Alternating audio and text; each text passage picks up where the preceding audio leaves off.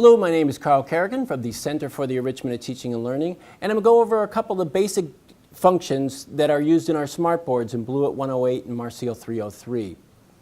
In this video, we're going to look at annotating on the screen as a giant whiteboard, and then using the annotation and tools to work and operate your computer so that you could go through a website with students or whatever. And what that'll allow you to do is to sort of step away from the podium and sort of interact with the students in a different way. And the screens can be set up in such a way that all three screens are displaying whatever you're doing up on the smartboard. So one of the key features here is this little annotation tool down in the bottom right-hand corner. If you sort of see, it's just an arrow with a circle around it. That's sort of essentially your smart tool or your smart control. If I tap that, you can see that it opens up a host of tools for me. Here I got a pen, which is a pen icon, an eraser, a toolbox that'll allow, we can go into big detail on there, but essentially you could capture images and save them. Favorites, which you probably won't use too much. And then again, my touch tool, or one that would work like a mouse if you're clicking on that. So essentially, I'm going to start with my drawing tool, and it's sort of defaulted to a medium line and a red pen, which will work fine. So I'm just going to sort of touch it there.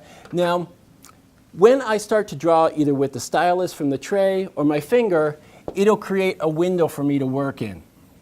Now, if I wanted to make that window a little bit bigger, I could go to my touch tool here, sort of move this up and grab the corner and sort of make this bigger.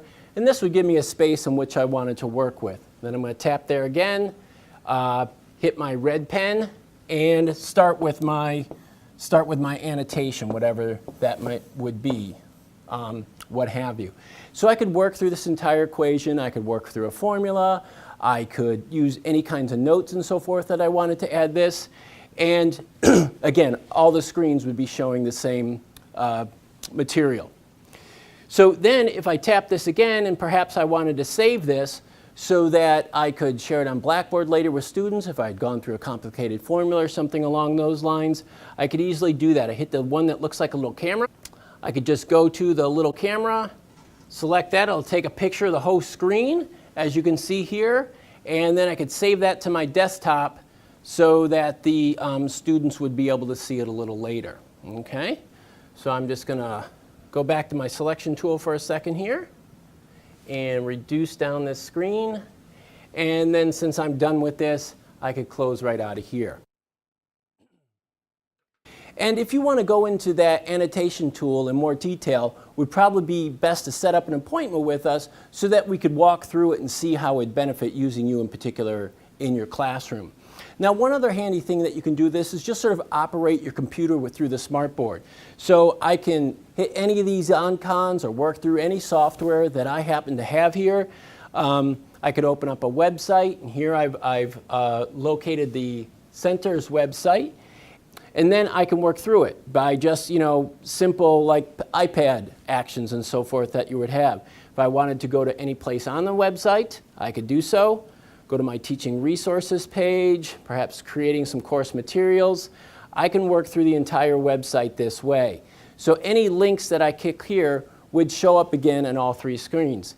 And if for some reason I wanted to annotate that, I could switch my tools, use my pen, and I could highlight or bring attention to certain areas on that slide or through this website or through this piece of software, whatever served you very easily. And then again, I could hit my eraser if I wanted to take those lines out and just use the side of my hand to walk through that.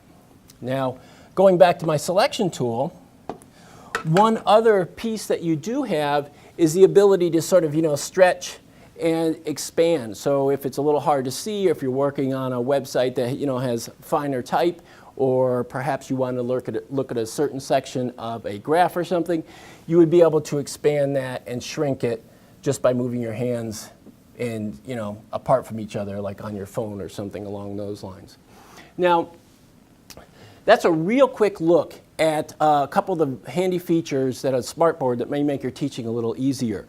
If you want more information or have some questions, feel free to reach out to us at CETL